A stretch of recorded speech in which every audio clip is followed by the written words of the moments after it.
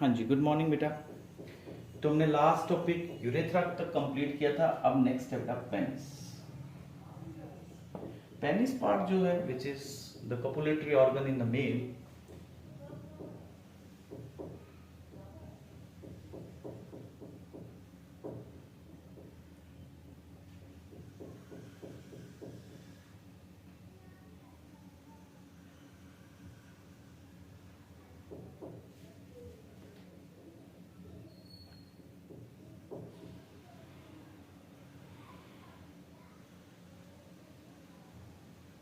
ये इसमें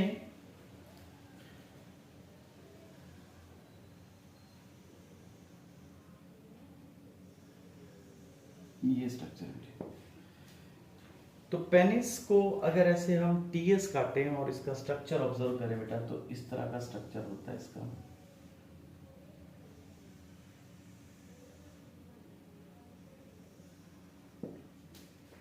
इस स्ट्रक्चर में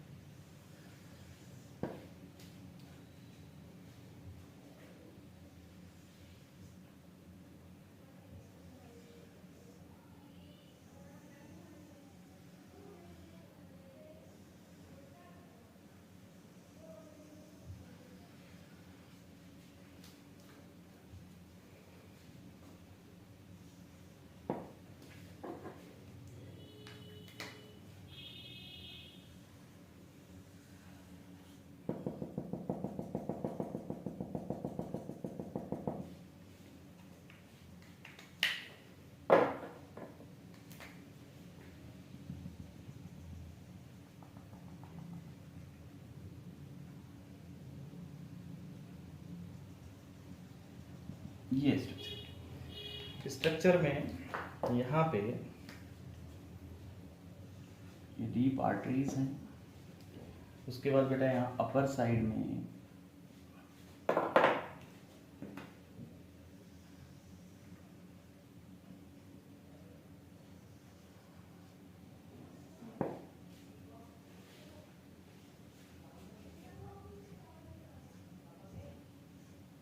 ये structure.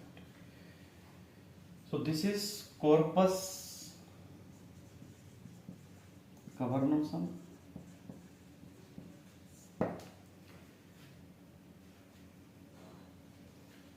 This is tunica albuginea.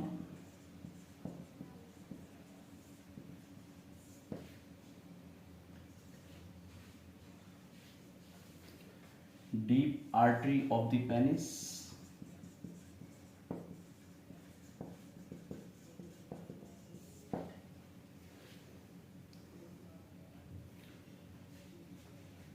This is superficial dorsal artery.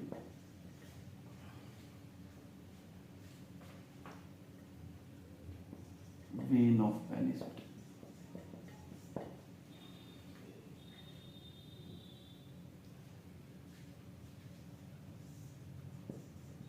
Deep dorsal vein of penis. Then beta lower part corpus spongiosum.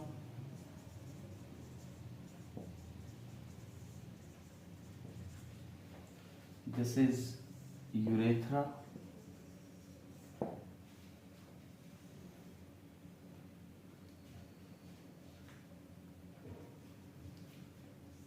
Dorsal artery, and this is nerve of penis. ये structure है बेटा। अगर हम इसको cut करके देखते हैं penis को, तो ये देखो ये स्ट्रक्चर है। तो इसमें यहाँ ये आगे वाला पार्ट जो इसको कहते हैं बेटा ग्लास पेनिस। कवरिंग को बोलते हैं प्रीप्यूस या फोर स्किन। अब बेटा अच्छा ये आउटर ये स्किन है, this is skin of the penis. अब पेनिस की कवरिंग में क्या क्या पार्ट्स होंगे बेटा? Penis which is a muscular tubular organ, it's a muscular tubular organ in the male, which is the organ of copulation, intermittent organ of copulation in the male. Yes, terminal part is called as glass penis.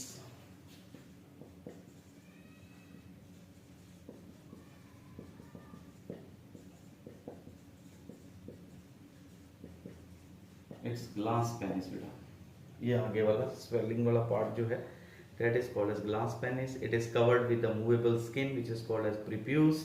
इस prepuce में भी एक gland यहाँ पे, this prepuce is with the prepucial gland which secretes a foul smelling substance which is called as smegma, white colored foul smelling substance, that is smegma. Yes, then बेटा root of the penis, इस root में यहां पे root of penis is with some muscles and these muscles are called as crura. Root of penis is with some muscles called as crura बेटा। Yes, so penis consist of a long shaft that enlarges to form the terminal enlarges part form the glans penis. Now what is inside this penis? What in the body of penis? Yes beta,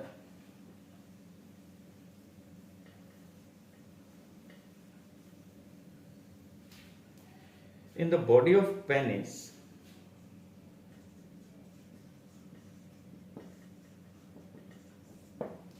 इस body के अंदर 3 longitudinal cylindrical masses होते हैं बेटा erectile tissue के। कौन कौन से? ये कवर्नोसा और spongiosum.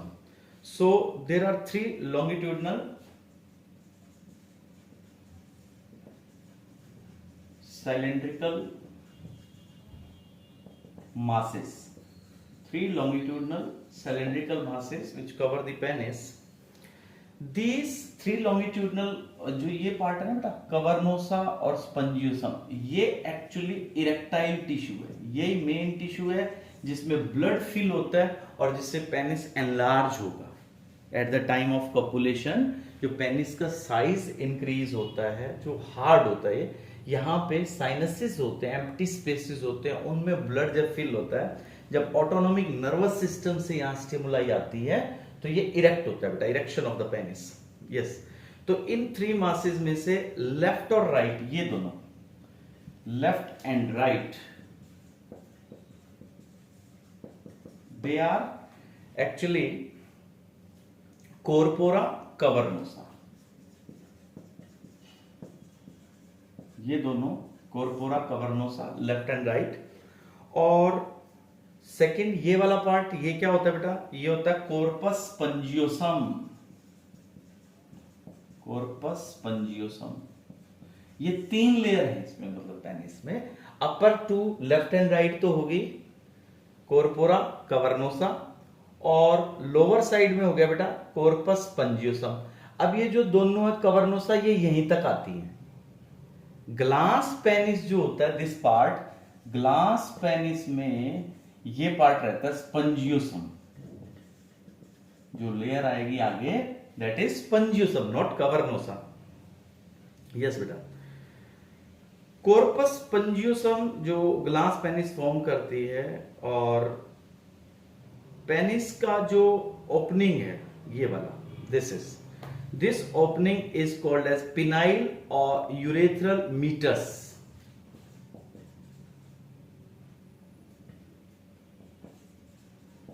Penis opening is called, this is called beta penile or urethral, penile or urethral meatus। हाँ जी। इसके बाद है इरेक्शन कैसे होती है पेनिस के। Eight the time of copulation, copulation के टाइम पे जैसे ही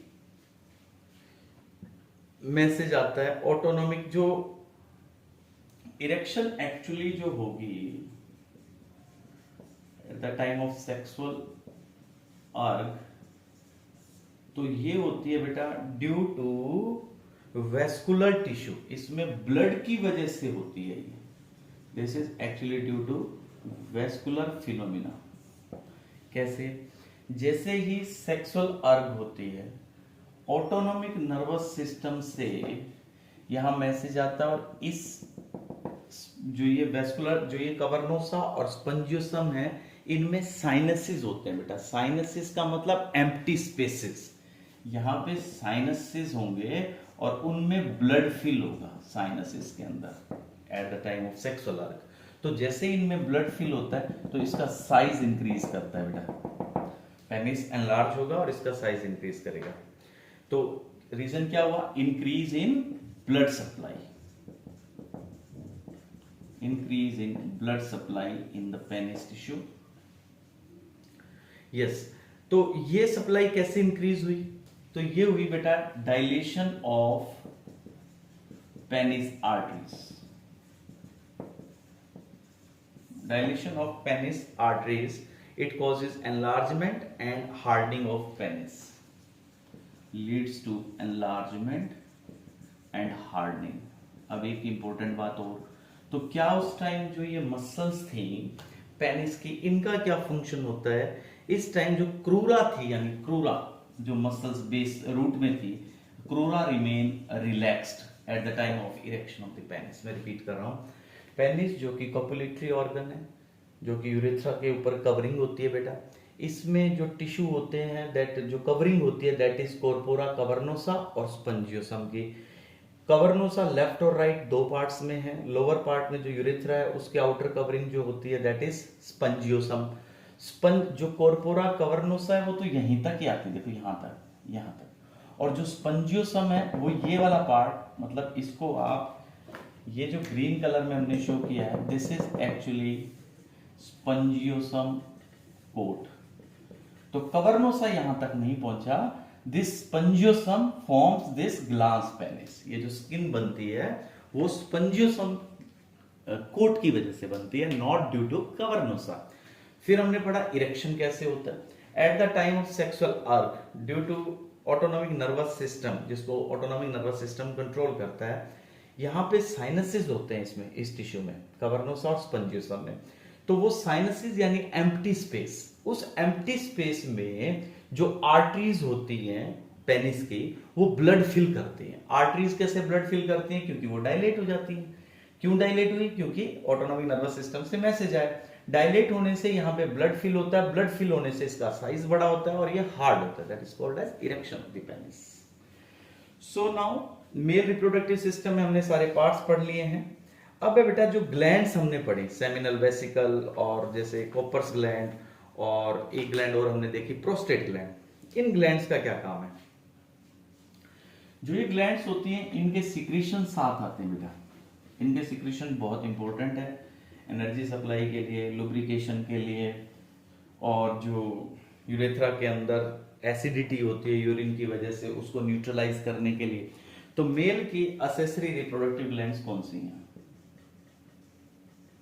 accessory reproductive glands in male. There are three glands, as you know. First is seminal vesicles. ये दो होती है बेटा।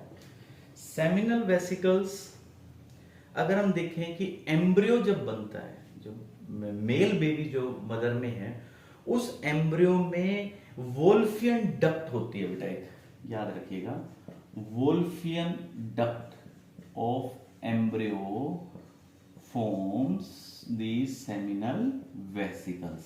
मतलब ये कहां से ओरिजिनेट हुई seminal vesicles? तो they are from the Wolffian duct of embryo। this is very important, Wolffian duct। Second, इसके बाद बेटा इसमें टिश्यू कैसा होता है? इसमें ग्लैंडुलर एपिथेलियम होता है। It is lined by glandular epithelium. Yes बेटा, ये जो फ्लूइड रिलीज करती है उसको कहते हैं सेमिनल फ्लूइड। इसने जो फ्लूइड निकालना है ना जाते हुए स्पम्स के साथ, that is seminal fluid. Seminal fluid कैसा होता है? इट इज लुब्रिकेटिंग, ये लुब्रिकेट करेगा। ये लिक्विड ट्रांसपेरेंट होता है, transparent and jelly like. It is transparent and jelly-like substance. It forms about 60 to 70% of semen. याद रखिएगा बेटा कि जो सीमन बाहर आता है, डिस्चार्ज जो होता है मेल का, उसका 70% हिस्सा इस ग्लैंड की सिक्रीशन होती है, सेमिनल वेसिकल के। और इसके सिक्रीशन में होता क्या क्या है? इसकी पीएच कितनी होगी? मेन बात तो ये बेटा, पीएच इसकी होती है 7.3। और इसका सिक्रीशन क्या क्या होता है इसमें, उसमें क्या क्या मटेरियल मिलेगा? इसमें एक तो मिलती है बेटा फ्रक्टोज शुगर। अब फ्रक्टोज शुगर बहुत जरूरी है, याद रखना। जो रेप टेस्ट करते हैं, रेप हुआ या नहीं हुआ, इसके लिए फ्रक्टोज टेस्ट करते हैं। कौन सी शुगर से रेप कंफर्म होता है? That is due to fructose sugar. Keep it in mind. Then बेटा और क्या मिलेगा इसमें? इसमें मिलता है, अच्छा, फ्रक्टोज का काम क्या होता है? That is actually fuel of the sperm. Sperm को एनर्जी देने के लिए ये शुगर है। सेकंड बेटा इसमें मिलता है fibrinogen. Fibrinogen is there in semen from this gland. Then prostaglandin. Prostaglandin क्या होते हैं? प्रोस्टाग्लैंडिन बेटा एक्चुअली लोकल हॉर्मोन्स होते हैं, जो जहां गिरते हैं वहीं इफेक्ट शो करते हैं।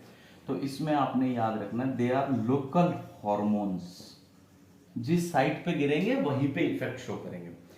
प्रोस्टाग्लैंडिन के बाद इसमें क्या है बेटा? सिट्रेट। और क्या मिलेगा?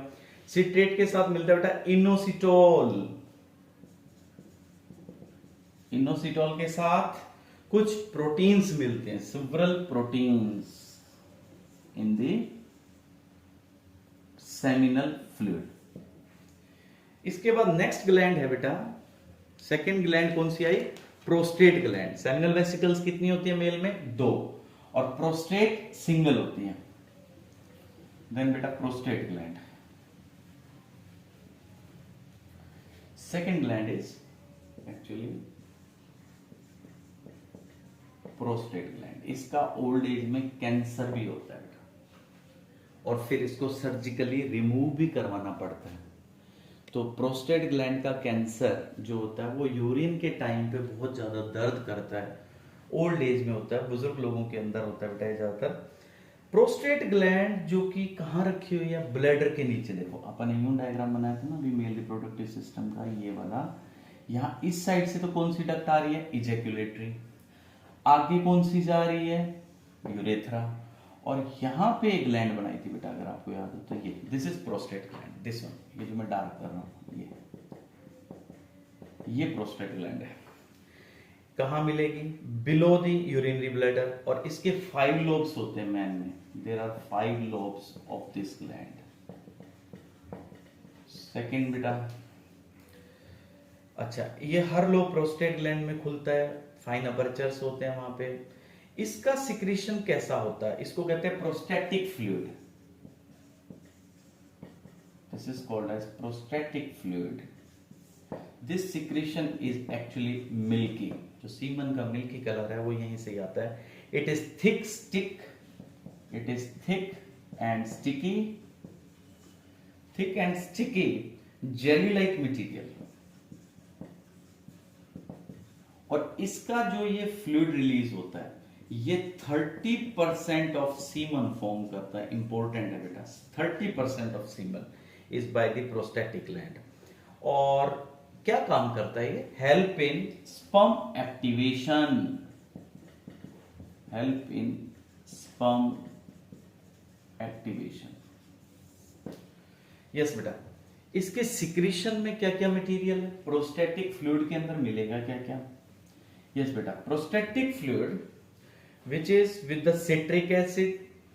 इसमें क्या क्या मिलेगा? देखो बेटा, सिट्रिक एसिड मिलेगा मेन तो, फिर इसके बाद इसमें मिलता है बेटा कैल्शियम और phosphate, citric acid, calcium, phosphate और क्लोटिंग एंजाइम्स, ये बड़े जरूरी हैं, याद रखिएगा। इसमें क्लोटिंग एंजाइम्स मिलते हैं। क्लोटिंग एंजाइम्स यहाँ क्यों मिलेंगे? वो इसलिए मिलेंगे बेटा ताकि स्पर्म्स जो सीमन जा रहा है बाहर उसको क्लॉट करते हैं। उसको क्लॉट करने से फायदा क्या होता है? क्लॉट करने से फायदा ये होता है कि मोटिलिटी ऑफ स्पर्म रिड्यूस्ड। उससे क्या होता है? स्पर्म्स की एक्टिविटी, जो मोटिलिटी है वो कम होगी है, तो उससे फायदा क्या होगा? उससे एनर्जी कंजर्व रहेगी। किसकी? स्पर्म की। स्पर्म की एनर्जी कंजर्व रहेगी। यस। और इसके अंदर क्या मिलेगा बेटा? क्लोटिंग एंजाइम्स के अलावा इसके पास मिलता है बेटा प्रोफाइब्रिनोलाइसिस। प्रोफाइब्रिनोलाइसिस, प्रोफाइब्रिनोलाइसिस के अंदर मिलता है।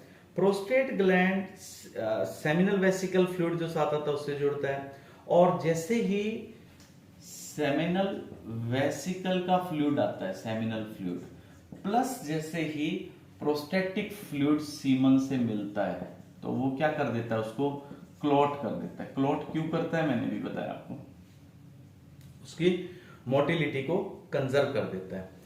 कुछ टाइम के बाद, आफ्टर सम टाइम, फिर ये जो क्लॉटिंग हुई थी ना, ये रिवर्स हो जाती है। देखो, पहले क्लॉट करवाया ताकि एनर्जी कंजर्व रहे, बाद में उसको एंटी क्लॉटिंग यानी क्लॉटिंग खत्म कर दी कि मोटिलिटी इंक्रीज हो जाए। तो after some time due to fibrinolysis, इसकी वजह से फिर से मोटिलिटी इंक्रीज हो जाएगी बेटा। मोटिलिटी यानी उनकी मूवमेंट स्पर्म्स की इंक्रीज हो जाएगी और फिर से वो फास्ट मूव करेंगे। यस। इसके बाद थर्ड ग्लैंड, थर्ड बेटा कौन सी थी? कोपर्स ग्लैंड, है ना। पहली सेमिनल वेसिकल, दूसरी प्रोस्टेट और तीसरी कोपर्स ग्लैंड। इस ग्लैंड का काम क्या है?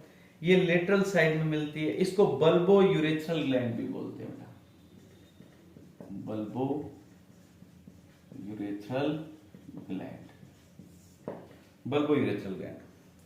और ये कहां होती है? Membranes part of urethra. जो पहला तो था वो कौन सा पार्ट था? ये यूरेथ्रा का कौन सा पार्ट होता है? प्रोस्टेटिक पार्ट होता है बेटा। ये छोटा सा आगे कौन सा पार्ट होता है? मेम्ब्रेनस। इस मेम्ब्रेनस पार्ट में यहां मिलती है ये प्रोस्टेट ग्लैंड, सॉरी कोपर्स ग्लैंड। और इससे जो सब्सटेंस रिलीज होता है वो कैसा होता है बेटा? Jelly like fluid, jelly like fluid. हाँ जी बेटा। ये कैसा होगा? ये स्लाइटली एल्केलिन होगा। इसकी पीएच होती है 7.2। तो इससे फायदा क्या होगा? It destroys acidity. बताता हूं आपको, एसिडिटी ऑफ यूरेथ्रा। देखो बच्चों कि जब स्पर्म्स आने यहां से, तो जो ये यूरेथ्रा, इसका काम क्या है? मेन तो यूरिन निकालना। यूरिन की वजह से ये जो ट्रैक है ये एसिडिक होता है, और एसिडिक ट्रैक में अगर स्पर्म्स जाएंगे तो मर जाएंगे। तो इसलिए ये जो कोपर्स ग्लैंड है, इसकी जो सिक्रीशन है 7.2 जो पीएच के साथ आती है, वो इस एसिडिटी को खत्म कर देती है। दूसरा एक काम और करती है, ये लुब्रिकेशन का काम बहुत जरूरी का करती है। ये लुब्रिकेशन का वर्क है इसका। ये क्लीन कर देती है यूरेथ्रा को। और इसी ग्लैंड के सिक्रीशन के कारण एक मेथड हम आगे पढ़ेंगे कि प्रेगनेंसी रोकने के लिए एक मेथड यूज होता है, कोइटस इंटरप्टस। कोइटस इंटरप्टस क्या होता है बेटा? कि पेनिस को फाइनल डिस्चार्ज से पहले ही बाहर निकालने वेजाइना से, लेकिन उसमें प्रेगनेंसी होने का डर है क्योंकि कोपर्स ग्लैंड के सिक्रीशन स्पर्म्स जो यहां कोई है उनको साथ लेके आ सकता है और उससे प्रेगनेंसी हो सकती है। तो कोइटस इंटरप्टस एक तरीका है जिसको यूज करते हैं किसके लिए? प्रेगनेंसी ना हो, मतलब कॉन्ट्रासेप्टिव जो मेथड्स की तरह यूज करेंगे हम। तो कोइटस इंटरप्टस मेथड प्रेगनेंसी को रोकने के लिए है, जो अनवांटेड प्रेगनेंसीज के लिए। तो कोइटस इंटरप्टस मेथड सक्सेसफुल नहीं होता ड्यू टू दिस फ्लूइड। ठीक है बेटा, समझे आप। कॉन्ट्रासेप्टिव्स हम पढ़ेंगे नेक्स्ट चैप्टर में, जो लास्ट चैप्टर है इस यूनिट का। अब बेटा इसके बाद हमने मेल रिप्रोडक्टिव सिस्टम बेटे कंप्लीट पढ़ लिया। अब सीमन वर्ड हम कई बार सुनते हैं, व्हाट इज सीमन। जैसे कहीं लेबोरेटरी के बाहर देखिए कि वहां लिखा होता है सीमन टेस्ट। तो सीमन वर्ड हम तब यूज करते हैं जिसमें सीमन मतलब वो लिक्विड जिसमें स्पर्म हो, मेल के स्पर्म हो, प्लस जो ग्लैंड्स हैं उनका डिस्चार्ज हो। ग्लैंड्स कौन सी, सेमिनल वेसिकल का फ्लूइड हो, प्रोस्टेटिक फ्लूइड हो और कोपर्स का फ्लूइड हो। ये तीनों साथ हो और उनके साथ स्पर्म हो तो इसके लिए एक टर्म यूज कर सकते हो आप, सीमन। यानी जब आप सीमन कहेंगे इसका मतलब आप स्पर्म प्लस फ्लूइड की बात कर रहे हैं। कितना सीमन आता है, वॉल्यूम कितना होता है, एक बार के डिस्चार्ज में 3 to 4 ml सीमन रिलीज होता है बच्चों। इसकी पीएच, ओवरऑल पीएच कितनी हम कहेंगे 7.3 होती है बच्चों। नॉर्मल स्पर्म काउंट, ये बड़ी जरूरी इंफॉर्मेशन है बेटा। नॉर्मल स्पर्म काउंट जो होता है हम 20 to 120 मिलियन पर ml का डाटा देते हैं। इतना हो तो वो नॉर्मल है। एक टर्म यूज करते हैं जब कम स्पर्म आए तो ओलिगोस्पर्मिया। ओलिगोस्पर्मिया का मतलब जब स्पर्म 20 मिलियन पर ml से भी कम हो तो ओलिगोस्पर्मिया। उसके बाद बेटा एजोस्पर्मिया। एजोस्पर्मिया टर्म कब यूज करेंगे, व्हेन एब्सेंस और near absence of the sperms, sperm हो ही ना, एब्सेंस और near absence of sperm, semen में स्पर्म आ ही नहीं रहे हो। नेक्स्ट है बेटा एस्थीनोस्पर्मिया। एस्थीनोस्पर्मिया वर्ड का मतलब reduced motility of sperm, reduced motility of sperm, sperm चल नहीं पा रहा, एक्टिवेट नहीं है। उसके बाद बेटा टेरेटोस्पर्मिया। ये डिजीजेस हैं बेटा, जो प्रॉब्लम्स हैं, डिसऑर्डर्स हैं। Sperms with abnormal morphology, with abnormal morphology, normal structure normal ना हो तो इसके लिए टेरेटोस्पर्मिया वर्ड यूज करते हैं।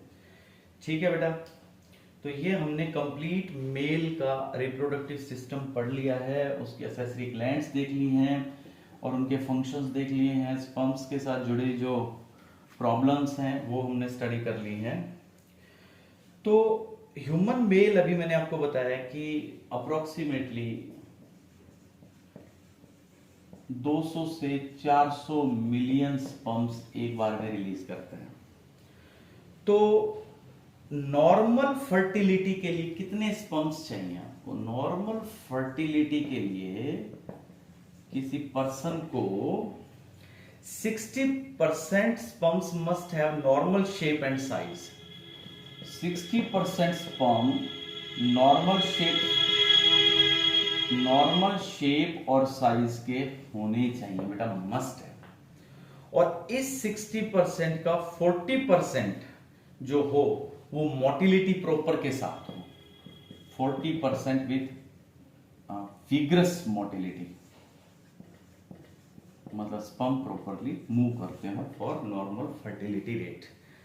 तो ये कंप्लीट हो गया बेटा mail reproductive system. Thank you, have a nice day. Thanks बेटा।